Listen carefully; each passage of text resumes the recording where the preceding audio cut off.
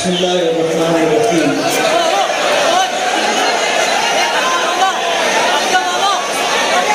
नहमदुहु व नसल्ली अला रसूलिहिल करीम। अम्मा बाद।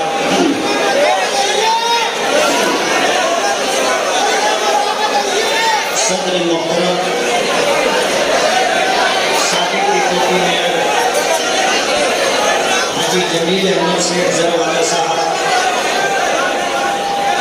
स्टेज पर तशरीफ फरमा अतहर अशरफी, राजू गाइड, मौलाना जाहिद नकवी, हाजी अमानुल्लाह, आमीन कारपोरेटर कलीम दिलावर साहब, हाजी मोहम्मद मक्की साहब, अब्दुल मालिक बकरावाला साहब और हाज़रीन मजलिस, शब्बीर पहलवान, तमाम कारपोरेटर हजरात, आने वाले इलेक्शन में उम्मीदवारी के ख्वाहिशमंद सारे ख्वाहिश और तमन्ना रखने वाले अहबाब, हाज़रीन मजलिस और ख़ास तौर पर कायदो सालार व्हाट्सएप ग्रुप के तमाम ही बच्चे, सोशल मीडिया से जुड़े हुए हमारे तमाम ही बच्चे, तेरी रहमतों का धन्यवाद। किसी ने कहा है कि तेरी रहमतों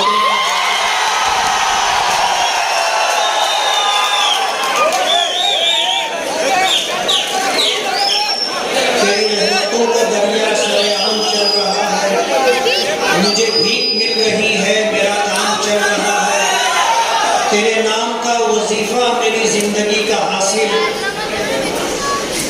तेरे नाम का वजीफा मेरी जिंदगी का हासिल, तेरे नाम की बदौलत मेरा काम।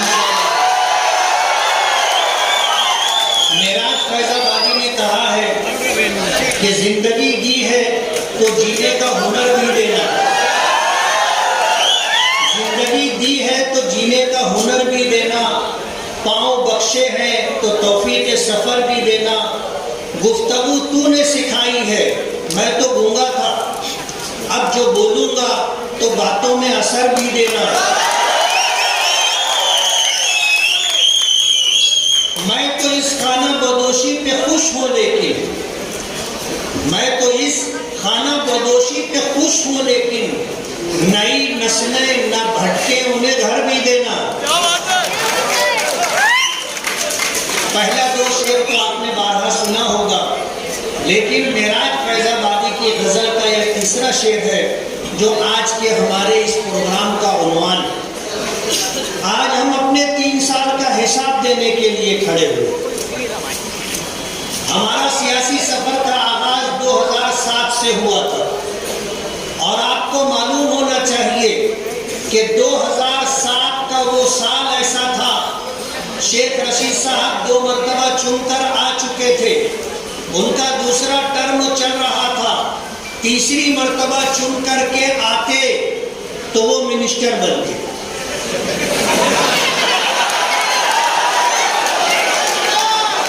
मालेगांव के हालात ऐसे थे कि उनका तोती बोलता था, शहर में किसी में हिम्मत नहीं थी कि उनके सामने खड़ा होकर के बात करता। उनके वर्करों के हौसले इतने बढ़े हुए थे कि लोगों की बहू बेटियों की इज्जतें दांव पर लगी हुई थी।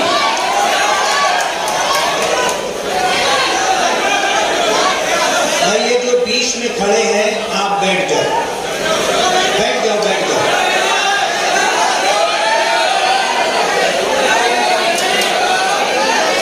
भाई बीच में जो खड़े हैं जहां हैं वहीं बैठ जाए। ये गुफ्तगू में बीच में हलचल अच्छी बात नहीं है। आप बैठ जाओ, जितने खड़े हैं बैठ जाओ, नहीं बैठना हो तो पीछे चले जाओ। तीसरी मर्तबा चुन करके आते तो मिनिस्टर बनते। उनके वर्करों के हौसले इतने बढ़े हुए थे कि ऐसा लगता था कि शहर में जंगल रात। मजबूरों, कमजोरों लोगों का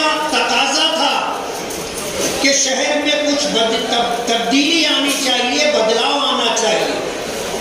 मौलाना जाहिद नदवी साहब, मौलाना मोहम्मद अय्यूब कासमी साहब, ये हजरात दारुल उलूम मोहम्मदिया के दारुल इफ्ता में आए और आकर के उन्होंने एक प्रोग्राम रखा।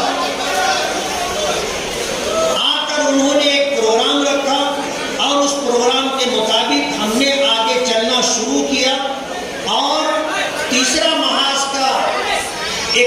महाज नाम की एक पार्टी रजिस्टर करवा करके हमने कारपोरेशन के इलेक्शन में कदम रखा।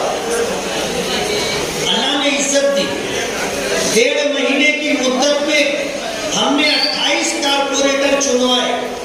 कांग्रेस पार्टी जिसका इक्तिदार गली से लेकर के दिल्ली तक और जिस पार्टी के कामों की सराहना आज वो लोग जिन्होंने कांग्रेस पार्टी छोड़ करके राष्ट्रवादी पार्टी में शमूलियत इख्तियार की, वो कहते थे कि गली से लेकर के दिल्ली तक हमारी सरकार और काम और विकास हमारी पहचान है। सवाल ये है कि फिर आपने कांग्रेस क्यों छोड़ दी?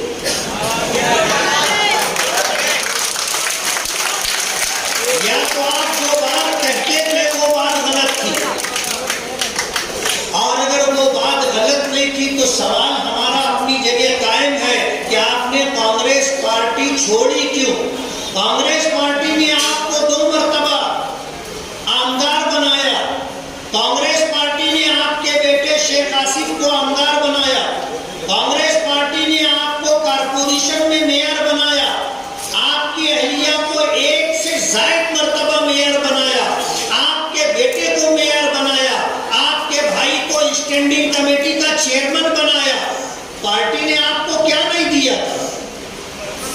इतना सब कुछ मिलने के बाद आपने अगर पार्टी छोड़ी है तो आपको ये जवाब देना होगा, मालेगांव की आवाम को ये बताना होगा कि आपने कांग्रेस के ताल्लुक से जो बात कही थी कि कांग्रेस पार्टी काम करने वाली पार्टी है और कांग्रेस पार्टी गली से लेकर के दिल्ली तक है और हम काम पर यकीन रखते हैं और काम और विकास हमारी पहचान है, फिर आपने ये रास्ता तब्दील क्यों कर दिया? मैं आपको बता दूं बहुत सफाई के साथ, 2007 का इलेक्शन था, 28 सीटें हमने चुनवाई और हम बेसहारा थे। किसी बड़ी सियासी पार्टी का हमको सपोर्ट नहीं था। हम तो अपने रब पर भरोसा करके और आपको साथ लेकर के इस शहर में बदलाव आना चाहिए उसके लिए मैदान में उतरे थे। लोगों ने हम पर एतमाद किया। हम मजहबी, समाजी, इस्लाही और मिली काम करने वाले तबके से ताल्लुक रखते हैं, लेकिन शायद अल्लाह को ये मंजूर था कि सियासी मैदान में भी आकर के हम लोगों का काम करें। अल्लाह की ये मर्जी थी, हम आए, 28 सीटें अल्लाह ने अता की और कांग्रेस पार्टी तमाम तर वसाइल के साथ सिर्फ 29 सीटें हासिल कर सकी। और मैं आपको बता दूं, हमने कांग्रेस के खिलाफ, हमने जनता दल के खिलाफ इलेक्शन लड़ा था। अब जब रिजल्ट आया तो हमारे पास शिवसेना ऐसी पार्टी थी कि जिसके खिलाफ हमने इलेक्शन नहीं लड़ा था। हम उनके पास गए और जाने के बाद हमने ये कहा कि हम आपके साथ पेक्ट करके कारपोरेशन के अंदर कामकाज करने के लिए सत्ता बनाना चाहते हैं। लेकिन मुसीबत ये थी कि शिवसेना के लोगों ने हमको तालिबान कहा था कि ये तालिबान है। इलेक्शन में उन्होंने हमको तालिबान का नाम दिया था। हम जब उनके पास गए तो वो लोग सटपटा गए कि ये हमारी ऑफिस में कैसे आ गए। हैरत की बात ये है और आपको खुश होना चाहिए कि वो अपना ऑफिस खाली करके बाहर चले गए, हम अंदर बैठे। बात मालेगांव से नासिक तक गए। हम नासिक भी गए। नासिक में शिवसेना का इख्तियार था, उनका मेयर था और कारपोरेशन के पीछे उसका बंगला है। उस बंगले के अंदर उस वक्त जो मेयर था वो था। हम गए तो एक तरफ जमीन से लेकर छत तक की तस्वीर थी और दूसरी तरफ शिवसेना की तस्वीर थी। हम वहां गए, वो लोग भी ऑफिस छोड़ के चले। हमने उनके साथ मिलकर के कारपोरेशन में इक़्तिदार लाने की कोशिश की, लेकिन कहते हैं ना कि माजी आदमी का पीछा नहीं छोड़ता। जो बात कह चुके थे वो उनके गले की हड्डी बन गई थी। लेकिन एक मोड़ आया कि वो हमारे साथ पेट करने के लिए तैयार हो गए, लेकिन हमारे साथ धोखा हुआ और उस धोखे ने हमको ये सबक दिया कि सियासत में किसी पर एतमाद और भरोसा नहीं करना चाहिए। हमने जनता दल के साथ बात की। उस वक्त जनता दल के 12 कारपोरेटर थे और जनता दल के जिम्मेदारान ने हमसे एक बहुत बड़ी रकम का मुतालबा किया कि हमारे कारपोरेटरों को इतना दिया जाए और हमें इतना पार्टी फंड दिया जाए। हमारे बस की बात नहीं थी। हमने कहा हमारे पास पैसा नहीं है, आप हमसे ओहदे ले लो और हमारे साथ पेट करके कारपोरेशन में सत्ता बनाओ। उनको ये बात समझ में नहीं आई। कांग्रेस पार्टी के विलासराव देशमुख साहब ने बाबा सिद्दीकी साहब को मालेगांव भेजा और मालेगांव भेज करके उनको हमें इस बात पर आमादा करना चाहा कि हम कांग्रेस के साथ मिलकर के कामकाज करें। हमने अपने कारपोरेटरों को समझाया कि हम अपोजिशन में बैठ जाते, जरूरी नहीं है कि हम सत्ता में रहें।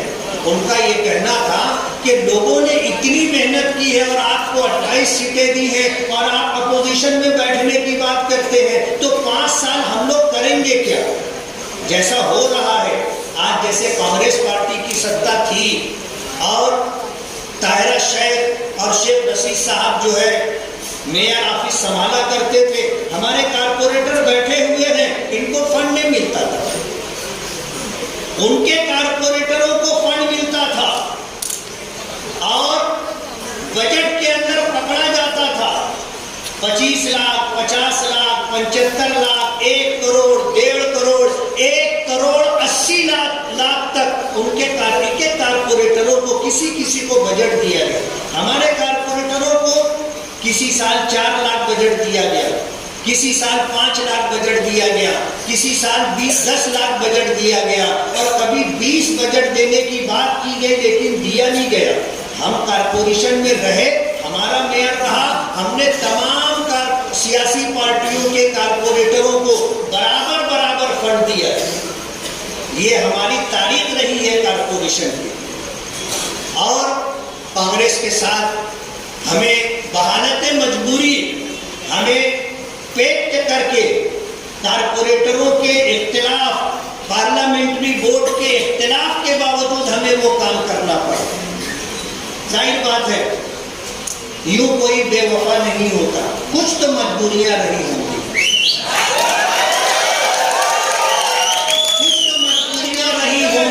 यूं कोई बेवफा नहीं होता।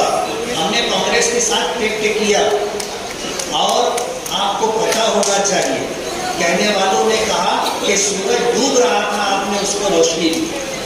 और ये भी हमारी सियासत की, हमारी सियासी तारीख का एक हिस्सा है कि मालेगांव में जो सियासी पार्टी खत्म होने लगी, हमने उसको टेका दे करके खड़ा किया। मैं तफसील में नहीं जाना चाहूंगा, आपको पता है हमने 2007 का इलेक्शन लड़ करके कारपोरेशन में अपना इक़्तिदार बनाया। 2009 में असेंबली इलेक्शन था और उस असेंबली इलेक्शन से पहले शेख रशीद साहब ने हमें चैलेंज किया। अल्लाह गवाह है, हमारे वहमो गुमान में नहीं था कि हमको असेंबली इलेक्शन लड़ना है। रमजान का महीना शुरू होने वाला था, अमन चौक का जलसा था। शेख रशीद साहब ने जो है जलसे के अंदर जो बातें कही थी उसका पस मंजर ये था कि हमने उनको कभी सपोर्ट किया था, वो चुन करके आए थे और उन्होंने हमारा शुक्रिया भी अदा किया था। एजाज बेग साहब मेरे पास आने जाने लगे तो शायद उनको ऐसी बदगुमानी हुई कि शायद हम इनको सपोर्ट करें, तो उन्होंने चैलेंज किया कि इसको उसको क्या इलेक्शन लड़ाते, माँ का दूध पियो तो खुद इलेक्शन लड़ो, 5 करोड़ रुपया खर्चा करने की ताकत हो तो खुद इलेक्शन लड़ो। हमने अपने साथियों से मशवरा किया कि भाई चयन किया जा रहा है, करना क्या चाहिए। तो बोले तुम बोलो मुफ्ती साहब। बोले ज्यादा से ज्यादा क्या होगा, हार जाएंगे। और हारने से और जीतने से हमें कोई खास फर्क नहीं पड़ता। 2014 का इलेक्शन में हारा था, 1 घंटा भी घर नहीं बैठा था। लेकिन 2000 का इलेक्शन शेख रशीद साहब हारे तो 8 महीना घर से बाहर नहीं निकले। उन्होंने चैलेंज किया और हमने चैलेंज कबूल किया कि माँ का दूध तो पिया है। 5 करोड़ रुपया आज बहुत लोग हैं जिनके पास है, वो खर्चा कर सकते हैं। पैसा खर्चा करके इलेक्शन जीतना कोई बड़ी बात नहीं है। हमने लोगों से ये कहा कि अपने जमीन की आवाज पर शहर में तब्दीली के नाम पर 1 वोट दो और अपनी हलाल कमाई का 1 रुपया दो। 84,000 रुपया लोगों ने हमें दिया। हमें इलेक्शन से पहले रिजल्ट मिल चुका था और अल्लाह पाक का करम है कि हम जीते, 15,000 वोटों की लीड से जीते। हमने 5 साल काम किया, तजुर्बा नहीं था, सियासत में नए थे, लेकिन जितना हमसे हुआ हमने किया और हमारे कामों को रोकने की हर मुमकिन कोशिश की गई और हमारे पास उसके सबूत मौजूद है कि अगर ये काम करेंगे और शहर के अंदर अगर काम होगा तो हमारी पार्टी कांग्रेस खत्म हो जाएगी। कांग्रेस पार्टी को कौन वोट देगा, ये दुहाई दे करके हमारे कामों को रोका गया। और 2014 का इलेक्शन अल्लाह का फैसला था, हम हारे और हम 1 घंटा भी घर नहीं बैठे। रिजल्ट आया, थोड़ी देर के बाद जोहर की अजान हुई, मैं जामे मस्जिद इमामत के लिए गया। पूरी मस्जिद मेरा मुंह देख रही थी। लोग मेरा चेहरा पढ़ने की कोशिश कर रहे थे, लेकिन जाहिर बात है हार और जीत से कोई खास फर्क नहीं पड़ता। हम अपने काम से लगे रहे। उस 5 साल में हमने ईमानदारी के साथ इलेक्शन कैसे लड़ना चाहिए। 2014 का इलेक्शन हारे तो हारने के बाद क्यों हारे, खामोशी से हमने उसका तज्जिया किया और जिन जिन वजूहात की वजह से इलेक्शन हारे थे वो सारी चीजें हमने दुरुस्त करने की कोशिश की। और फिर 2019 का इलेक्शन आया, कहने वालों ने कहा कि मुफ्ती साहब दूर दूर तक मुकाबले में नहीं, दूर दूर तक मुकाबले में नहीं, 50,000 वोट से हराऊंगा।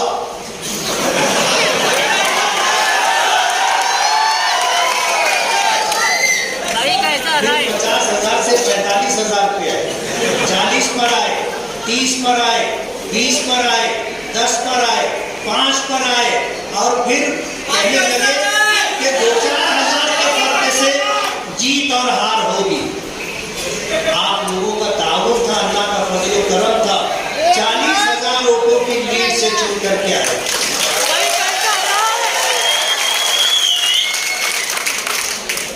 और आज का हमारा ये जलसा 3 साल का हिसाब देने के लिए। सरकार इलेक्शन रिजल्ट आने के बाद, चुनकर आने के बाद सरकार बन ही नहीं रही थी। आपको पता है कई महीने निकल गए, शिवसेना बीजेपी का झगड़ा चलता रहा, सरकार नहीं बनी और महीनों गुजर जाने के बाद सरकार बनी तो कोरोना साहब आ गए। अच्छा, हमारे लिए नहीं, सिर्फ मालेगांव के लिए नहीं और सिर्फ महाराष्ट्र और हिंदुस्तान के लिए नहीं, पूरी दुनिया अपनी जगह खड़ी हो गई थी, सबको पता है। और सरकार के पास पैसे नहीं थे, एक्स्ट्रा फंड देने के लिए कुछ नहीं था। जो भी आमदनी सरकार को हो रही थी वो सब कोरोना में खर्च हो रही थी। हमको भी इस बात का पाबंद किया गया था कि आपको आमदार निधि जो मिल रही है, एमएलए फंड जो मिल रहा है, उसमें से आपको 50 लाख रुपया देना है। जब 2 करोड़ रुपये का बजट था, 2 करोड़ रुपये में से 50 लाख रुपया देना है। और जब दूसरा साल आया तो फिर हमें पाबंद किया गया कि आपको 1 करोड़ रुपया देना है। तो हमने 1 करोड़ रुपया दिया। और आपके लिए खुशी की बात होगी कि पूरे महाराष्ट्र के अंदर सबसे पहले कोरोना से मुतासिरीन मरीजों की सहूलत के लिए 50 लाख रुपया मालेगांव में मैंने दिया।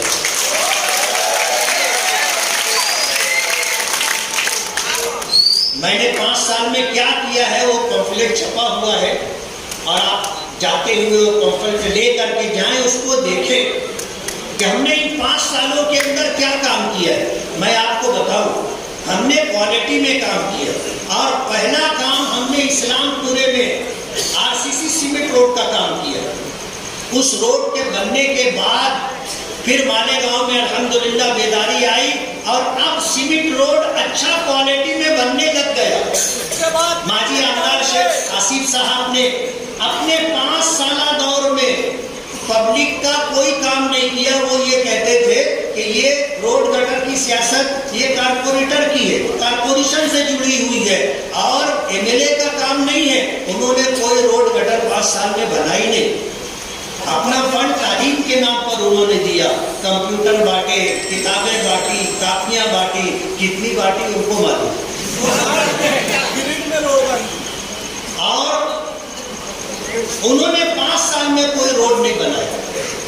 अब जब नहीं है सत्ता में, हार चुके हैं, 10 करोड़ रुपया ला करके उन्होंने शहर में जितने रोड बनाए हैं, आप देख लो उन्होंने कहां बनाए। और 10 करोड़ में उन्होंने जितने रोड बनाए हैं, एमएलए रहते हुए अगर 10-10 करोड़ रुपया लाए होते तो मालेगांव के अंदर सारे बड़े रोड बन चुके होते। जब उन्होंने काम नहीं किया, ये तो ऊपर वाले का करम है कि मैं एमएलए हूं, और मेरे रहते हुए मेरे एमएलएशिप के दौरान शहर में इतना काम होगा कि जब साथ मेरा टर्म पूरा होगा तो आप देखोगे मालेगांव में कितनी रोड बन चुकी है। काम होना चाहिए, चाहे हम करें चाहे कोई और करे, शहर का विकास होना चाहिए। हम किसी के काम को रोकने की कभी हमने नापाक हरकत नहीं की। हम तो ये चाहते हैं कि हमारे शहर में काम होना चाहिए और यहाँ की आवाम को बुनियादी सहूलियात मिलनी चाहिए, शहर की तरक्की होनी चाहिए, और शहर में रहने वालों को बुनियादी मूलभूत सुविधा मिलनी चाहिए। रोड है, गटर है, पानी है, लाइट है, ये सारी सहूलतें उनको मिलनी चाहिए। अब जाहिर बात है, कोई भी ला रहा है तो अपने घर से नहीं ला रहा है, कहाँ से ला रहा है? सरकार से ला रहा है। चलो हम लाए, तुम लाए, आया तो मालेगांव में, और हमारे पीरियड में आएगा, हमारे लिए फख्र की बात होगी। हम तो चाहेंगे उनको और फंड मिले। अजीत दादा पवार आए थे, उनको जब वो फाइनेंस मिनिस्टर और डिप्टी चीफ मिनिस्टर थे, उन्होंने 10 करोड़ रुपये का फंड दिया। मालेगांव में बहुत सारी रोड बनी, लेकिन कहते हैं ना कि अंधा बाटे रेवड़ी। इन्होंने वहीं पर रोड बनाया जहां से इनको वोट मिल सकती है और उनके कारपोरेटर चुन करके आ सकते हैं। जैसे मिसाल के तौर पर हजारकोली है, उन्होंने पहली गली का रोड नहीं बनाया और वहां के रहने वालों को कहा कि तुम हमको वोट नहीं देते। दूसरी गली का रोड बनाया और उनको ऐसा लगता है कि वहां से उनको वोट मिलती है, जबकि वहां से भी मुझको ही वोट मिलती है। इनका अभी 40 साल एतराफ खिदमत का प्रोग्राम हुआ। मैंने लोगों से कहा कि 40 साल में जो पहला 5 साल था उसमें उन्होंने क्या काम किया, थोड़ा सा मालूमात लेकर के निकाल कर किया। वो थे भी नहीं ना वो 5 साल में वहां, यानी 40 साल बोलते तो पहला जो 5 साल था उसमें ये कारपोरेटर भी नहीं थे, एमएलए भी नहीं थे। उन्होंने बना तो लिया 40 साल, और लोग नहीं बोलना चाहिए, बोलते 40वां था। और हमें भी ऐसा लगता है कि शेख रशीद साहब को साइड लाइन करने के लिए ये प्रोग्राम किया गया कि अब अब्बा बस करो। एक टाइम आता है ना, एक टाइम आता है बच्चे बोलते हैं अब्बा बस करो, अब तुम आराम करो। तो ये प्रोग्राम इसीलिए किया गया। बोलते ना बड़े मियाँ तो बड़े मियाँ, छोटे मियाँ। शेख रशीद साहब ने अभी प्रेस कॉन्फ्रेंस से ली थी। प्रेस कॉन्फ्रेंस से लेकर के उन्होंने अपने 5 साल दौर में शिवसेना जैसी फिरका परस्त पार्टी, उनके अल्फाज है, शिवसेना जैसी फिरका परस्त पार्टी के साथ 5 साल इक़्तिदार के मजे लिए, उनका साथ लेकर के मेयर बने और जो फंड था 50% से ज्यादा नदी के उस पार गया, जबकि 80% टैक्स हम देते, 20% टैक्स नदी के उस पार से मुश्किल से मिलता है। लेकिन कहने वाले कहते हैं कि 80% काम उधर हुआ, 20% काम इधर हुआ, जबकि इधर की पब्लिक 80% टैक्स से देती। अब जब इक़्तिदार खत्म हो गया तो दादा भूसे साहब बहुत बुरे हो गए ना। पहले बहुत अच्छे थे, साथ में मिलना बैठना और शाम का प्रोग्राम भी चलता था, बहुत अच्छे थे। जब 5 साल का इक़्तिदार खत्म हो गया तब शिवसेना फिरका परस्त पार्टी हो गई और दादा भूसे साहब जो आज हमारे कैबिनेट मिनिस्टर है, आज वो बुरे लगने लगे। अब जाहिर बात है कि जिस वक्त उनको अपना इख्तिलाफ बताना था उस वक्त नहीं बताया। 5 साल इक़्तिदार का मजा ले लिया और मजा ले लेने के बाद जो है जब टाइम पीरियड खत्म हो गया तब उनकी मुखालफत शुरू कर दी। शेख आसिफ साहब जो है कारपोरेशन में मेयर थे, आज लोग हमसे बोलते हैं कि ये नल पट्टी मालेगांव में नासिक से ज्यादा है, मालेगांव में अहमदनगर से ज्यादा है, मालेगांव में नल पट्टी जो है औरंगाबाद से ज्यादा है, धुलिया से ज्यादा है। क्यों ज्यादा है आपको पता है? शेख आसिफ साहब मेयर बने थे और जब वो मेयर बने तो मेयर बनने के बाद उन्होंने पानी पट्टी के लिए जनरल बोर्ड में ऐसे ही इस बात को मंजूरी दी कि हर साल के पानी पट्टी बढ़ेगी। कितने %? 5%। अब जाहिर बात है हर साल 5% नल पट्टी बढ़ती जा रही है और बढ़ते बढ़ते आज नल पट्टी इतनी हो गई कि दूसरे बड़े शहरों में इतनी नल पट्टी नहीं है जितनी नल पट्टी हमको देनी पड़ रही है। और आपको पता है रोजाना हमको पानी नहीं मिलता, हमको पानी एक दिन नाले से मिलता है और जब पानी कम पड़ता है तो 2 दिन नाले से पानी मिलता है और नल पट्टी हर दिन पानी मिले उस हिसाब से वसूल की जाती है। अभी जो है शेख रशीद साहब ने प्रेस कॉन्फ्रेंस से ली और प्रेस कॉन्फ्रेंस से लेकर के उन्होंने घर पट्टी की बात की। मैं आपको बताऊं ये घर पट्टी का विषय उन्होंने खुद ही मेयर की सिफारिश से जनरल बोर्ड में रखा था और उसको मंजूरी दी। और केर पट्टी के लिए, घर पट्टी के लिए सर्वे कराने वाली जो टीम मालेगांव में आई है ये इनकी लाई हुई है। और आपको ये भी बता दूं कि जिन्होंने अपने घर का सर्वे करा लिया उनकी घर पट्टी 2 पट, 3 पट, 5 पट तक आएगी। हमने इसकी मुखालफत की कि जो सर्वे करने के लिए आए उनको सर्वे मत करने दो, वरना आपकी घर पट्टी इतनी बढ़ करके आएगी कि आपकी आंख खुल जाएगी। आज शेख रशीद साहब घर पट्टी बढ़े उसका विषय वो जनरल बोर्ड में लाने वाले, मेयर की सिफारिश से आया और उनके रहते हुए इसे मंजूरी मिली, आज मुखालफत कर रहे। आपको उसी वक्त तो रोकना चाहिए था ना। और चलो आखिरी जो आपने जनरल बोर्ड की मीटिंग ली थी कम से कम उसमें तो जो है अपनी पिछली गलती दुरुस्त कर लेते, ये उन्होंने नहीं किया। आज लोगों को, मालेगांव के लोगों को बेवकूफ समझ रहे हैं और मालेगांव के लोगों को ऐसा समझ रहे हैं कि इनको कुछ समझता नहीं है। हमने सियासत में आकर के इस्लाहे सियासत के साथ लोगों को ये समझने का मौका दिया कि अंदर बैठे रात के अंधेरे में बंद कमरे में एंटी चेंबर में होता क्या है, हमने लोगों में उजागर कर दिया। तो लोग बोलने लगे ये मौलाना को कहाँ वोट दे रहे हैं, ना ये लेते ना लेने देते, ना ये लेते ना लेने देते। इस तरह की बातचीत हो रही है। मैं ये कहना चाहता हूं कि इन 1 साल के अंदर हमने जो रोड रास्ते बनाए हैं और 1 साल के अंदर हमने जो काम किया है, आप देख लीजिए, आप इंशाअल्लाह मुतमईन होंगे। मालेगांव शहर एक ऐसा शहर है जिसे लोग कहते हैं कि ये जज्बाती शहर। 12 नवंबर का जो मामला हुआ था, 12 नवंबर के मसले में शहर को पता है कि हमारे आका सरकार दो आलम सल्लल्लाहु अलैहि वसल्लम की शान मुबारक में गुस्ताखी की गई थी और रज़ा एकेडमी की तरफ से ये आवाज उठी थी कि हमें शहर बंद करके अपना एहतजाज दर्ज कराना चाहिए।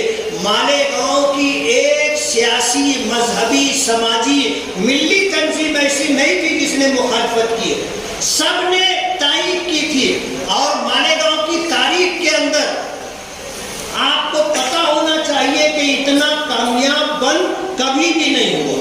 12 नवंबर का बंद ऐसा था, लेकिन जो लोग एहतजाज करने वाले थे वो लोग तो शहीदों की यादगार के पास थे।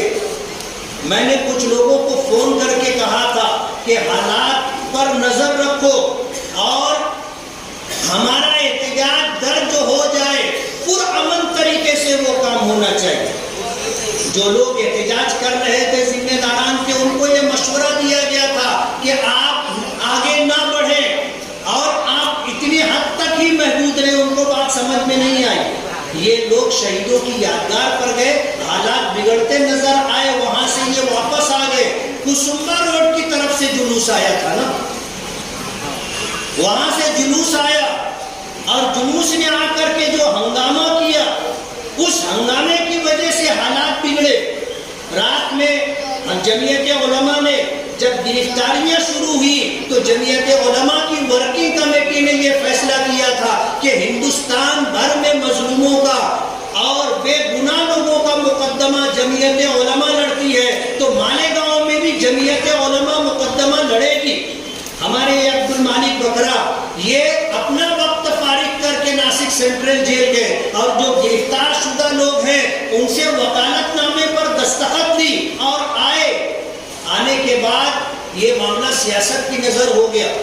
जमीयत के दफ्तर पर बाकायदा प्लानिंग के साथ लोगों को भेजा गया, जिन्होंने आकर जमीयत के दफ्तर में हंगामा किया, सख्त सुस्त कहा, गालियां दी और वकालतनामे वापस ले गए। आवाज आती है कि 18 लोगों का मुकदमा मैं लड़ूंगा, बाकी लोगों का मुकदमा जिसको लड़ना है वो लड़े। कुछ लोगों ने दूसरे लोगों का मुकदमा लड़ा। बहुत सारे लोग ऐसे थे जिन्होंने अपना मुकदमा खुद लड़ा। जमीयत उलमा बगैर किसी तफरीक के, बगैर किसी मसलकी मामले को सामने रखते हुए तमाम लोगों के जो है मुकदमात लड़ने की बात की थी। आज मेरे मुतालिक कहा जाता है कि नाकारा है, निकम्मे हैं। इन्होंने क्या किया, अमन कमेटी की मीटिंग 13 नवंबर को थी। कैबिनेट मिनिस्टर दादा भूसे बैठे हुए थे, नासिक जिले के आईजी बैठे हुए थे, सीनियर एसपी थे, एडिशनल एसपी थे, तमाम पीआई थे हमारे शहर के। मैंने उस मौके पर ये बात कही थी कि आपको हमारे जज्बात समझना चाहिए। हमारे जज्बात ये हैं कि अगर हमारे आका की शान में गुस्ताखी की जाएगी, ये चीज हमारे लिए नाकाबिले बर्दाश्त है। मैंने 2 वाक़यात जिक्र किए थे। अंग्रेजों का जमाना था और उस जमाने में सरकार हजरत आयशा सिद्दीका रज़ियल्लाहु ताला अन्हा पर तोहमत लगाई जा रही थी और उनकी इहानत की जा रही थी और इस तरह के मामला थे। एक शख्स ने तोहमत लगाने वाले को कत्ल कर दिया। अंग्रेज की अदालत में मुकदमा गया तो अंग्रेज जज ने कहा, अगर तुम ये कह दो कि मैं उस वक्त तो होश में नहीं था, जोश और जज्बात से मगलूब था, तो तुम्हारे बारे में कोई रियायत की जा सकती है। उस नौजवान ने ये बात कही थी कि मेरा ये कहना है कि मेरी सारी जिंदगी बेहोशी और गफलत में गुजरी है, यही एक काम मैंने होश की हालत में किया। साहब जो किसी से बात कर रहे हैं तो मैंने कहा कि दादा आप मेरी बात सुन ले। ये हमारे मजहबी जज्बात है कि अगर किसी ने हमारे आका की शान में गुस्ताखी की तो हम ऐसा मानते हैं कि उसको जीने का हक नहीं है। हम कानून हाथ में लेना अच्छा नहीं समझते। हम हिंदुस्तानी शहरी है, कानून के दायरे में रह करके चलते हैं, लेकिन हमारे ये मजहबी जज्बात है। हमने किसी दूसरे मजहब के लोगों की कभी बुराई नहीं की। हम तमाम नबियों पर ईमान रखते हैं, चाहे वो यहूदियों के हों चाहे ईसाइयों के हों। हमने कभी राम के बारे में, हमने कभी सीता के बारे में, हमने कभी द्रौपदी के बारे में कुछ नहीं कहा। हमें हमारी शरीयत और हमारे धर्म में मना किया है कि दूसरे धर्म के लोगों को बुरा भला मत कहो। हम भी तारीख पढ़ते हैं, हमें भी पता है कि क्या है, लेकिन हमने कभी मजहबी शख्सियत के बारे में कोई बात नहीं की। हिंदुस्तान में ऐसा कानून बनना चाहिए कि तमाम मजहबी शख्सियत का एहतराम। 12 नवंबर में हमने तारीख दी थी और उस तारीख के साथ हम आगे बढ़ रहे थे, और पुलिस डिपार्टमेंट की मौजूदगी में मैंने ये बात कही थी कि ये हमारे मजहबी जज्बात है, लेकिन हम कानून हाथ में लेना नहीं चाहते। आज हैरत की बात यह है कि जो लोग 12 नवंबर में हालात के बिगाड़ने के जिम्मेदार थे, आज वो लोग क्रेडिट ले रहे हैं। मैं उनको बताना चाहता हूं कि मालेगांव की आवाम का हाफिजा कमजोर नहीं है। वक्त आएगा आपको बताएंगे, वक्त आएगा आपको बताएंगे कि 12 नवंबर के ये महरूसीन इतने दिनों तक क्यों जेल में रहे। मालेगांव में फायरिंग होती है, मालेगांव में फायरिंग होती है और 90 दिन के अंदर उनकी जमानत हो जाती है, यानी 1 महीने के बाद जमानत होगी। जिन्होंने पत्थर चलाए उनकी 11-12 महीने तक जमानत नहीं होती। शहर एक है, गुनाह में काफी फर्क है। पुलिस डिपार्टमेंट वही है, दूसरा नहीं है। कानून और दस्तूर भी वही है। फायरिंग, गोली चलाने वालों की जमानत हो जाती है, पत्थर चलाने वालों की जमानत नहीं होती। मैं आपको बताना चाहता हूं कि 12 नवंबर का ये हादसा हुआ था, रात में किसने मीटिंग ली थी, किसने प्रेस कॉन्फ्रेंस ली थी, और किसने ये कहा था कि मालेगांव के बाहर से लोगों ने आकर के मालेगांव के अंदर ये सब कुछ किया, सीसीटीवी कैमरा चेक करना चाहिए। इसी प्रेस कॉन्फ्रेंस में कही गई बात पर 120 की कलम पुलिस ने लगाई, यानी मुनज्जम साजिश के तहत शहर में बगावत का माहौल पैदा करना। आज हमको लोग इल्जाम देते कि इनके ये कहने की वजह से कि पत्थर लाया गया था, उसकी वजह से ऐसा हुआ। अरे ये पत्थर लाया गया था, ये बात मैं अकेला कहने वाला नहीं हूं। इस बात को कहने वाले तो बहुत लोग हैं, लेकिन 120 वाली कलम की बात कोई नहीं करता। कुसुम्बा रोड की तरफ से जो मजमा आया था, जिन्होंने आकर हंगामा किया था, जिनकी वजह से ये लोग, कुछ लोग गिरफ्तार हुए बेगुनाह और जेलों की सलाखों के पीछे रहे, उनके लिए कोई बात करने वाला नहीं। लेकिन गांव वालों का हाफिजा कमजोर नहीं है, इसलिए मैं आपसे ये कहना चाहता हूं कि आप ख्वाबे गफलत में ना रहें। मालेगांव की आवाम का हाफिजा कमजोर नहीं है, और अगर कहीं गर्द गुबार आ जाएगा तो हम साफ करने के लिए मौजूद है ना। हम बताएंगे कि ये हादसा हुआ क्यों था, हम बताएंगे लोगों को। इसलिए 12 नवंबर के मामले को लेकर के हमें जिस तरह टारगेट किया जा रहा है, मैं आपको बता दूं, मैंने उसी मजलिस में ये बात पुलिस डिपार्टमेंट के लोगों को कही थी। उन्होंने तकरीबन 1000-1500 लोगों पर केस बनाए थे, और ये 50-55 लोगों तक ये फिगर पहुंचा, और रहमान पहलवान के घर रात में घुस करके कॉम्बिंग ऑपरेशन करके उनको ले जाया गया। हमको कहना पड़ा आज के बाद रात में किसी के घर कॉम्बिंग ऑपरेशन नहीं होगा, आप इसके बाद आप किसी को गिरफ्तार नहीं करोगे। लोग कहते हैं मुफ्ती साहब ने क्या किया, ये फिगर पता नहीं कहां जाता। 1500 लोगों पर केस बनाया गया था। हमने बात की रात के 3:30 बजे, और नासिक जा करके आईजी और सीनियर एसपी से किन लोगों ने बात की कि इनका नाम भी डालो, इनका नाम भी डालो, इनका नाम भी डालो। आपको देखना समझना पड़ेगा। लोगों ने जाकर रात में खुफिया मीटिंग करके लोगों का नाम डलवाया। ये जो हरकत 12 नवंबर के ताल्लुक से की गई है, आपको इसे समझना चाहिए। और जिस वक्त ये सारा काम करने का मौका था, जो लोग आज क्रेडिट लेने की बात करते हैं, ये सब अंडरग्राउंड थे,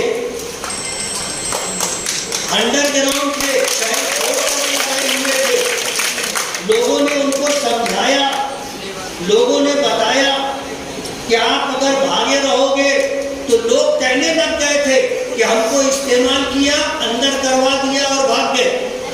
सियासी तौर पर बहुत बड़ा नुकसान होगा तो उनको वापस आना पड़ा, वरना तो लोग शहर से गायब थे।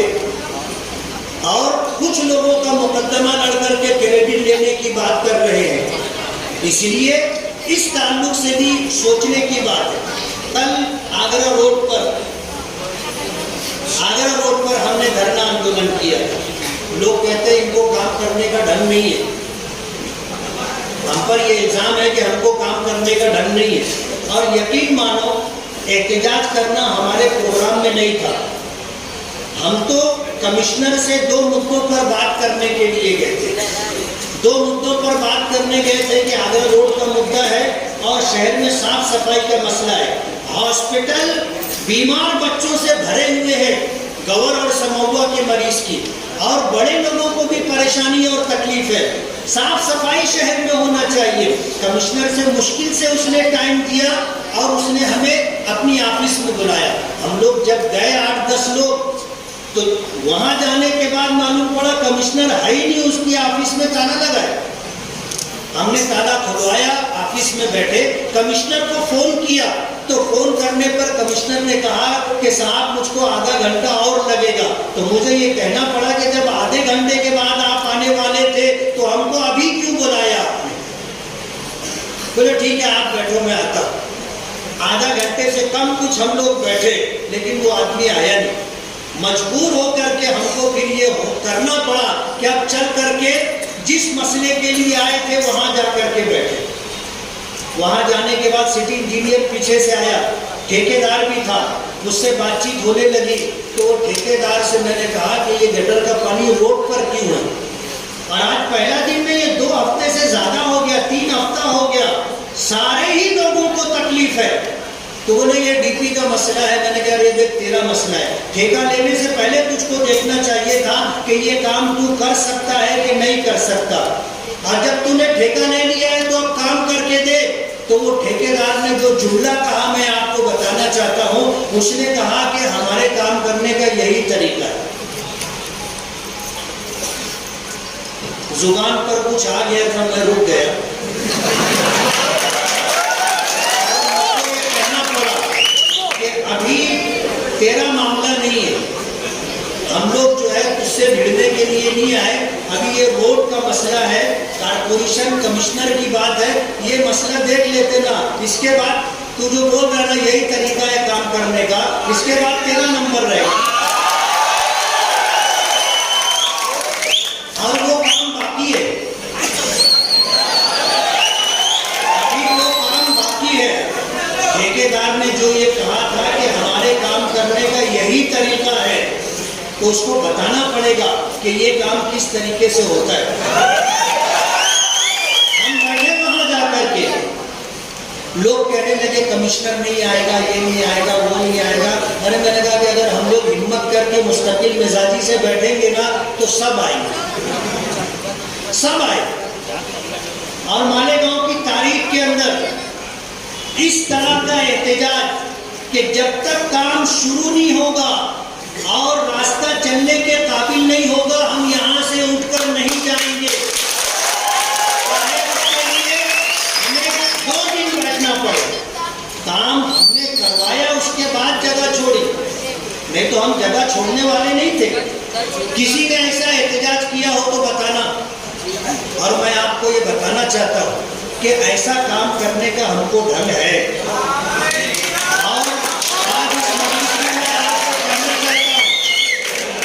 इस मजलिस में कहना चाहता हूँ कि मुझे ऐसे लोग चाहिए कि ये जितने बदगुमान, भ्रष्टाचारी, लूट मार करने वाले लोग हैं, उनके खिलाफ एहतजाज करने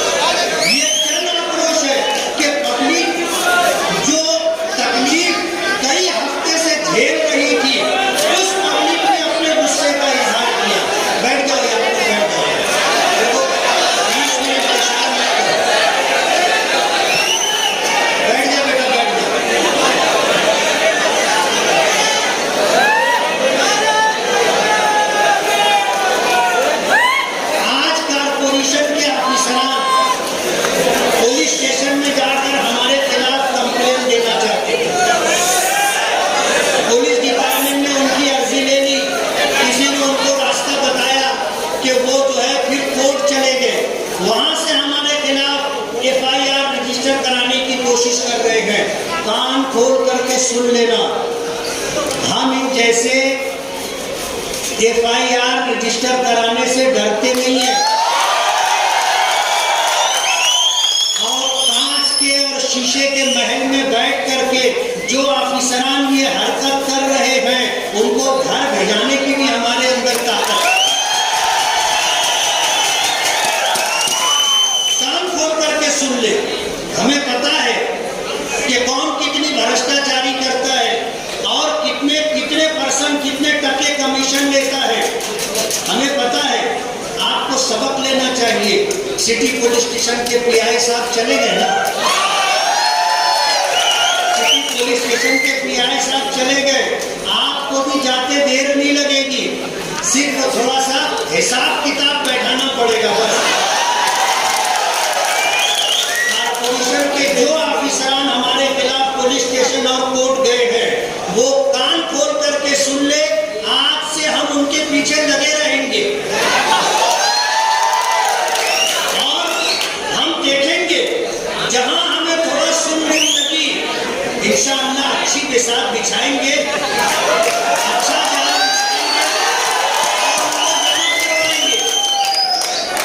उनको जमा करवाएंगे, उनको दाल आटे का भाव क्या है हम बताएंगे।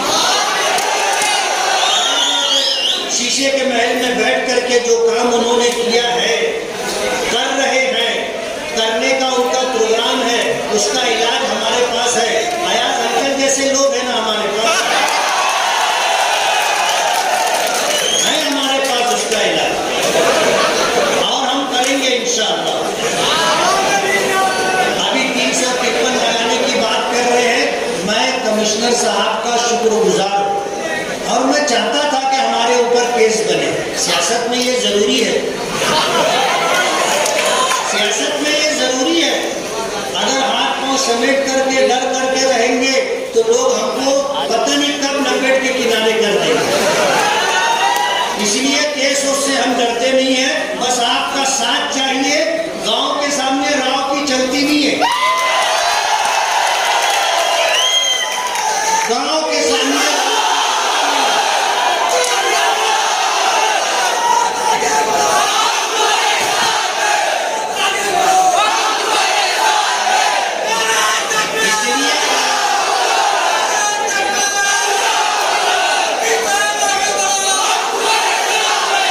कारपोरेशन में जो कुछ हो रहा है हमारे कारपोरेटरों को भी पता है और जो लोग इस फील्ड में हैं उन लोग इस बात को जानते हैं और इंशाअल्लाह हम लोग लगने वाले हैं। थोड़ा इत्मीनान से आप बात सुन लो, 3 साल के बाद जलसा होगा, 3 साल के बाद हम सुन रहे हैं और सुना रहे हैं। इत्मीनान से बैठो। शिंदे साहब मालेगांव आए थे, खामोशी के साथ आप बात सुन ले। हमारे स्टेट महाराष्ट्र के चीफ मिनिस्टर ने पूरे डिवीजन की मीटिंग मालेगांव में रखी थी और उस डिवीजन की मीटिंग में एक MLA होने की हैसियत से हमें जाना था, हम गए और वहां जाने के बाद पहला प्रोग्राम था जो उनका, उसमें पहुंचे और पहुंचने के बाद जब प्रोग्राम खत्म होने लगा तो चीफ मिनिस्टर साहब ने मुझसे पूछा कि मुफ्ती साहब आपकी गाड़ी कहाँ है। इसलिए कि चीफ मिनिस्टर की गाड़ियों का जो काफिला होता है उसमें किसी की गाड़ी शामिल नहीं हो सकती, ये सिक्योरिटी का एक मसला है और चीफ मिनिस्टर साहब को Z+ सिक्योरिटी मिली हुई है। तो वो मुझसे पूछने लगे कि आपकी गाड़ी कहाँ है। मैं तो मोटरसाइकिल पे गया था। भाई बैठ जा, नीचे बैठ जा।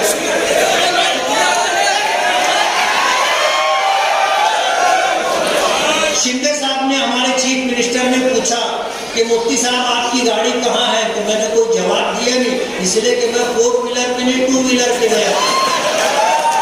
तो हमारे कैबिनेट मिनिस्टर दादा भुसे साहब ने हंस करके कहा कि हमारे मुफ्ती साहब 2 व्हीलर पर घूमते। उनको यकीन नहीं आया शिंदे साहब को, वो मुझसे पूछने लगे कि मोटरसाइकिल पे है। मैंने कहा हाँ साहब। तो उन्होंने कहा कि मेरे साथ गाड़ी में और दादा भुसे साहब को उन्होंने जिम्मेदारी दी कि आप मुफ्ती साहब को ले जा करके गाड़ी में बिठाओ। तो चीफ मिनिस्टर साहब के गाड़ी में बैठने से पहले मैं और दादा घुसे गाड़ी में बैठ चुके। उसके बाद क्या हुआ वो मैं आपको बताना चाहता हूँ। अब जो प्रोग्राम था वो इस प्रोग्राम में, उस प्रोग्राम में, उस प्रोग्राम में, जहां जहां वो गए उनकी गाड़ी में मैं बैठा था, मुझे जाना पड़ा। मैं ये तो नहीं कह सकता था कि साहब ये प्रोग्राम में मैं आपके साथ आ गया, अब अगले प्रोग्राम में नहीं जाऊंगा, मुझको नीचे उतारो। मैं नहीं बोल सकता था। उन्होंने इज्जत दी। आज वो स्टेट के चीफ मिनिस्टर है, हमें तो उनके पास काम लेकर के जाना पड़ेगा। अब उनके प्रोग्राम में स्टेज पे मैं चला गया तो मुस्तकीम साहब ने एक प्रेस कॉन्फ्रेंस ले ली, डॉक्टर खालिद साहब ने प्रेस कॉन्फ्रेंस ले ली और एजाज बेग साहब ने कॉन्फ्रेंस ले ली। मुझे समझ में नहीं आ रहा है कि इन तीनों में क्या कनेक्शन है, ये आपको समझना होगा। ये हमारी मजबूरी थी जिसको उन्होंने प्रेस कॉन्फ्रेंस से लेकर के शहर में उजागर करने की कोशिश की। और हमारे माजी डिप्टी चीफ मिनिस्टर साहब आए तो उन्होंने ये बात कही कि ये जिस पार्टी से ताल्लुक रखते हैं वो बीजेपी की बी पार्टी है और इन्होंने बीजेपी का स्टेज शेयर किया। मालेगांव के लोग इतने बेवकूफ नहीं है। आज बी पार्टी होने का इल्जाम हम पर लगाया जाता है। अभी अतार अशरफी साहब ने कहा कि ये खुद ही जो है फूलों का गुलदस्ता ले जा करके देवेंद्र फडणवीस साहब को देते हैं और फिर उसके बाद आकर अखबार में खुद ही छपवाते भी हैं। यानी वो अगर जाकर के मिले तो बी पार्टी नहीं, वो जाकर के मिले तो कोई बात नहीं। आज हम एक एमएलए होने की हैसियत से अगर गए तो हम पर इल्जाम लगता है। समझना चाहिए आज हमारे शहर में जो हालात है, पुलिस डिपार्टमेंट अगर यहाँ हो तो वो इस बात को नोट कर ले। अब हम अपनी खानका से बोलो, मस्जिद से बोलो, अपनी ऑफिस से बोलो, घर से बोलो, हम बाहर निकल गए। 8 दिन पहले प्राइवेट बिजली कंपनी का नंबर लग गया था। 8 दिन बाद जो है आगरा रोड के उन्वान से कमिश्नर साहब का नंबर लगा और हमने जिस तरह एहतजाज किया, अगर उनके ऊपर पानी, मेरे ऊपर, अतार अशरफी के ऊपर पानी नहीं डाला गया होता तो आप समझ लो कोई बात नहीं थी। हम अपना काम खुश उस्लूबी से करवा करके उठते, जो होना था हुआ। लेकिन मैं ये बताना चाहता हूँ, पुलिस डिपार्टमेंट इस बात को नोट कर ले। मालेगांव में गांजा बेचने वाले, कुत्ता गोली बेचने वाले, जुआ और सट्टे का कारोबार करने वाले, गुटखे का कारोबार करने वाले पुलिस डिपार्टमेंट की सरपरस्ती में कर रहे हैं। पुलिस डिपार्टमेंट की सरपरस्ती में कर रहे हैं। अब हमारे शहर में ये बात चलेगी नहीं। आप इसको नोट कर लो। अगर आपने उनके खिलाफ कार्रवाई नहीं की तो हम अपने नौजवानों को ले जाकर के कार्रवाई करें। गांजा बेचने वाले, गुटखा बेचने वाले, सट्टा खिलाने वाले और कटर मार करके लोगों का मोबाइल छीनने वाले, मोटरसाइकिल चुराने वाले और शहर के अंदर दादागिरी करने वाले लोगों की नकेल पुलिस को, डिपार्टमेंट को लगानी पड़ेगी। और अगर नहीं लगाएंगे तो हमारी मजबूरी होगी। हमारे साथ ऐसे जियाले लोग हैं कि अगर हमें मालूम पड़ेगा कि गुटखे की गाड़ी आई है तो हम खुद ही जाकर के घेर के खड़े हो जाएंगे। और हम ये कर सकते हैं, हम ये कर सकते हैं और करेंगे। पुलिस डिपार्टमेंट इस बात को नोट कर ले। आज के बाद शहर में ये जो समाजी बुराइयां हैं इसका सद्देबाब पुलिस को करना होगा। और अगर पुलिस नहीं करेगी तो मजबूरन हमें जाकर के वहां, कानून तो हम हाथ में नहीं ले सकते, लेकिन जो ट्रक होगा गुटखे से भरा हुआ, जो ट्रक होगा गांजे से भरा हुआ, उसको हम घेर करके खड़े रहेंगे। और डिपार्टमेंट को ये बात नोट कर लेना चाहिए कि हमारा भी ताल्लुक ऊपर है। आईजी साहब से बोलो, डीजी साहब से बोलो, हमारा भी ताल्लुक है। सीपी साहब से बोलो,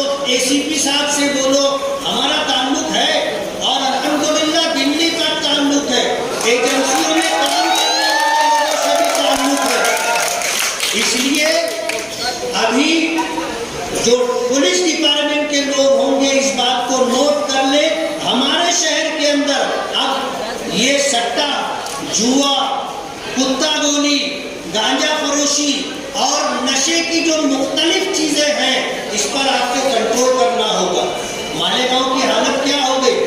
मालेगांव में ऐसा हो गया कि ये अड्डा हो गया, ये अड्डा हो गया। ट्रक से भरा, गांजे से भरा हुआ ट्रक मालेगांव आता है और मालेगांव से फिर दूसरे स्टेट में और दूसरे सिटी के अंदर उसकी तकसीम होती है। पुलिस डिपार्टमेंट क्या कर रही है?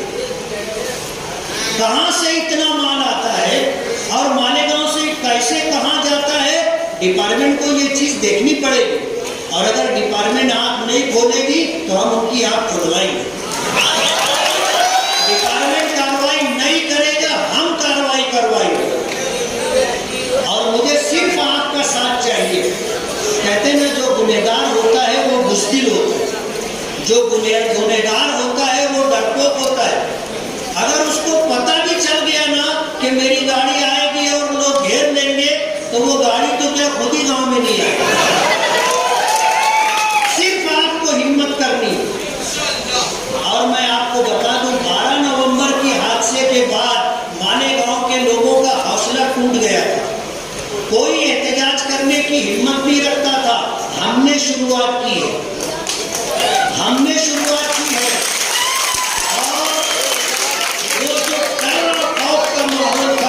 उसको खत्म करने के लिए हमने एहतजाज शुरू किया और दूसरा एहतजाज हमारा पहले एहतजाज से ज्यादा सख्त था।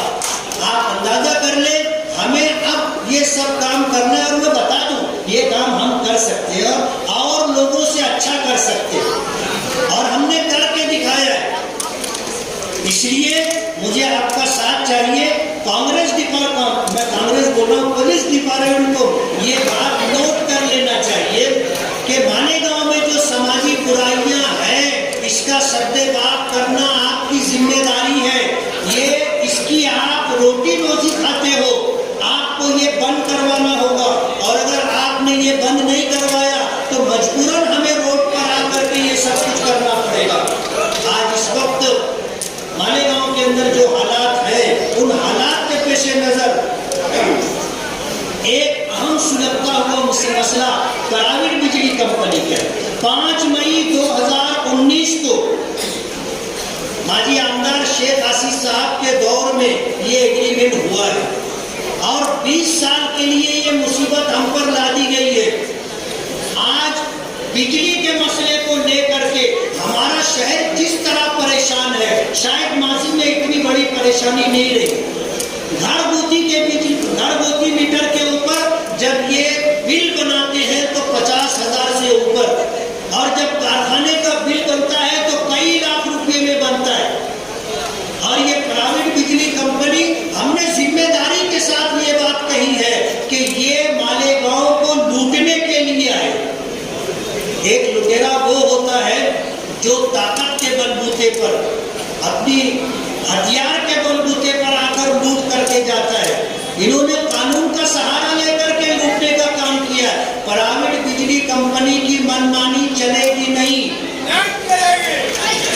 प्राइवेट बिजली कंपनी की मनमानी चलेगी नहीं। अगर किसी को तकलीफ है तो वो हमसे राब्ता करे, उसका मसला इंशाअल्लाह हम हल करवा के देंगे। हमारा ये शहर मजदूरों का शहर है, बुनकरों का शहर है। अभी शनिचर के दिन, इसी हफ्ते में शनिचर के दिन दिल्ली से टेक्सटाइल मिनिस्ट्री की तरफ से एक कमेटी आई थी। मालेगांव के ताल्लुक से पावरलूम के जितने मसाइल हैं, उन मसाइल पर नुमाइंदगी की गई और मालेगांव में क्या होना चाहिए ये तफसील उनको दी गई और इस तफसील के साथ वो कमेटी दिल्ली वापस गई है। बुनकरों के मसाइल के हल के लिए हम इंशाअल्लाह यहाँ से लेकर दिल्ली तक जो है मेहनत करेंगे और कोशिश करेंगे और इंशाअल्लाह हम अपने शहर के रोजगार के लिए कामयाब जद्दोजहद और कामयाब नुमाइंदगी करेंगे। इसी के साथ मैं आपको ये बता दूं कि मालेगांव में 2 नंबरी लोगों की सरपरस्ती करने वाले कौन लोग हैं, आपको समझना होगा। मालेगांव में समाजी बुराइयों को चलाने के लिए और उनकी सरपरस्ती करने के लिए जो लोग हैं, उनको आपको पहचानना पड़ेगा। जाहिर बात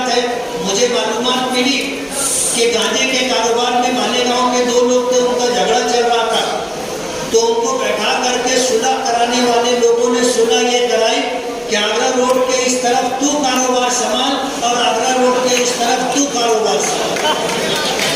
हमें पता है और मुझे ये भी यकीन है कि डिपार्टमेंट को भी पता होगा, लेकिन डिपार्टमेंट क्यों कार्रवाई नहीं करती है आप समझ सकते हैं। आज जो लोग टीवी में, डीएसपी में लोग हैं, खुफिया एजेंसी में है, हमें तो बताने वालों ने यहाँ तक बताया कि जुए सट्टे के कारोबार में ये पार्टनर है।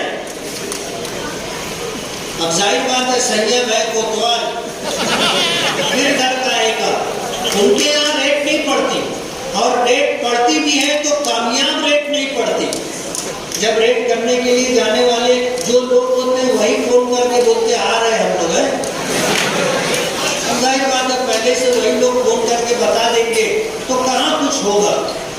इस तरह की जो हरकतें मालेगांव में हो रही हैं, पुलिस डिपार्टमेंट इस बात को नोट कर ले कि अभी शहर के अंदर चलेगा नहीं। हमने अपने शहर के अंदर बहुत सारे रोड रास्ते बनाए, बहुत सारे रोड रास्ते बनाए हैं, और हमें आपको ये बताता चलूं कि जो भी हमारे 15-20 रोड बने हैं उसके अलावा शहर में जितने बड़े रास्ते हैं उसके लिए तकरीबन 70 करोड़ रुपए की हमने डिमांड की है, और 50 करोड़ रुपए जो मंजूर हो चुका है, जीआर आना बाकी है, उसमें से 10 करोड़ रुपए का जीआर कारपोरेशन में आ गया, 8 करोड़ रुपया उसमें अभी इस सिलसिले काम सुधाया गया, इंशाअल्लाह वो काम होगा। मैं आपको ये बताना चाहता हूँ कि इन बकिया 2 सालों के अंदर, बल्कि आपको ये समझ लेना चाहिए कि 3 साल, अभी 2022-23 का जो बजट है वो हमारा बजट महफूज है, उसमें हमने जो काम डाले हैं वो काम इंशाअल्लाह अब शुरू होंगे। उसके बाद 2 साल के बजट हमारे पास और है, और इंशाअल्लाह इस शहर का नाक नक्शा बदलने की हम कोशिश करेंगे। हम ये दावा तो नहीं करते कि मालेगांव को सिलाई बना देंगे। किसी ने किया था, याद है आपको? किसको याद है? हाथ उठाना। बहुत कम लोग को मालूम है। कारपोरेशन इलेक्शन में मालेगांव की आवाम को ये बताया गया था कि आप हमें इख्तियार दो, हम मालेगांव को सिलाई बनाएंगे। ये तो पेड़ बन गया।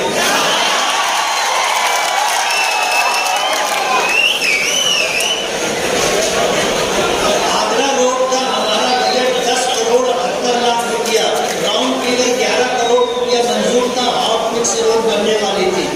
आगरा रोड के नाम पर इन्होंने कितना कमाया और खाया आपको पता है। हम बना रहे थे, हमको नहीं बनाने दिया गया। आरसीसी रोड बनाएंगे और 50 करोड़ रुपए से ज्यादा डालने का प्रोग्राम बना। रोड और गटर के नाले के नाम पर एक फेज बना, दूसरा फेज बन रहा है, नाले का काम चालू है, 3 साल का अरसा हो चुका है, एक रोड बना नहीं है अभी तीसरा फेज बनेगा दरेगांव नाके तक, जब तक जाकर के एक रोड बनेगा। हमारा काम ना हो उसके लिए ये सारी हरकतें की जाए। हमने गुजारिश की थी कि अगर आपके पास 50 करोड़ रुपया है तो मालेगांव के अंदर अतराफ में जो कच्चे इलाके हैं, आप वहाँ रोड है, पानी की पाइपलाइन है, आप वहाँ पर जो है गटर है और लाइट है, ये नज्म कर दो, सबका काम हो जाता। लेकिन ये करना नहीं था, इसलिए जो है हमारा काम रोकने के लिए जो कुछ वो कर सकते थे उन्होंने किया। आज इस मौके पर मुझे चिट्ठी दी गई कि गठबंधन के ताल्लुक से दी गई। हमने कभी गठबंधन की मुखालफत नहीं की, कहीं गठबंधन के ताल्लुक से इख्तिलाफ की आवाज हमारी तरफ से आपको सुनाई नहीं दी गई होगी, लेकिन हमारे खिलाफ मुसलसल लिखा जा रहा है और मुसलसल बोला जा रहा है। मैं ये बात बताना चाहता हूँ कि वो सारी पोस्ट हम महफूज रखेंगे। ऊंट भी पहाड़ के नीचे आता है ना, ऊंट भी पहाड़ के नीचे आता है, तब उसको पता चलता है कि उसका कद है बड़ा या पहाड़ ऊंचा है। हम बताएंगे, लेकिन हमने गठबंधन की मुखालफत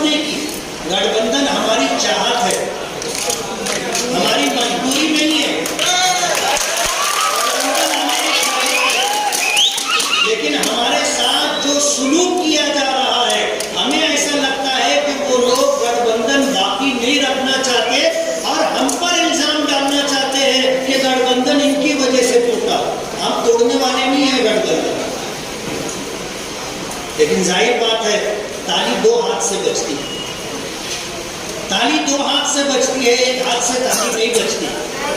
जब हम और आप दोनों चाहेंगे कि गठबंधन बाकी रहे तो ही गठबंधन बाकी रहेगा, और अगर हम चाहते रहें और आप ना चाहो तो मियां बीवी का रिश्ता भी नहीं रहता ना, फिर मियां बीवी का रिश्ता भी बाकी नहीं रहता, तो गठबंधन की क्या बात है। हमने ये प्रोग्राम बनाया है कि गठबंधन रख करके हम इस शहर को उन लोगों से पार करना चाहते हैं जो इस शहर को 40 साल से लूट रहे हैं। समझ रहे हो, जो लोग 40 साल से लूट रहे हैं इस शहर को, हम अपने शहर को उनसे पार करना चाहते हैं, इसलिए हम गठबंधन बाकी रखना चाहते हैं। और अगर आपकी तरफ से गठबंधन की खिलाफ वर्जी हो रही है तो इसका मतलब ये है कि आप ये बात नहीं चाहते। आपको सबको ये बात समझ लेनी चाहिए। आज इस मौके पर हमारे शहर के अंदर जिस तरह की सूरत हाल है उसके पेश नज़र हमें बहुत कुछ करने की ज़रूरत है। ये हमारा शहर है, हमारा घर है, इसको साफ सुथरा रखना हमारी जिम्मेदारी है, इसको बनाना संवारना हमारी जिम्मेदारी है।